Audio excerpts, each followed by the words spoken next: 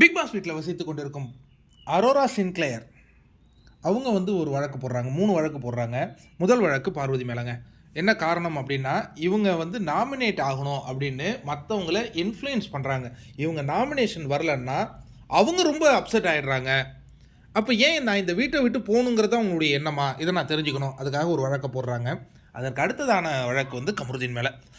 நட்பாக இருந்தால் ரொம்ப பாசமாக இருக்க, அன்பாக இருக்க. அதே நட்பாக இல்லைன்னா என்னை கேவலப்படுத்துகிற, அவமானப்படுத்துகிற, ஒரு பெயரை சொல்லி என்னை துன்பப்படுத்துகிற, இது சரியா?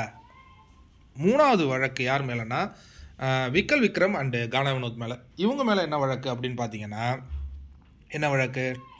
இவங்க ஒரு சிறந்த பாடகி. யார்? அரோரா சின்க்ளேயர். ஆனால் இவங்க பாடும்போது அவங்க கலாய்க்கிறாங்க. ஒரு கலைஞனை இவங்க தடை பண்ணுறாங்க. இது சரியா?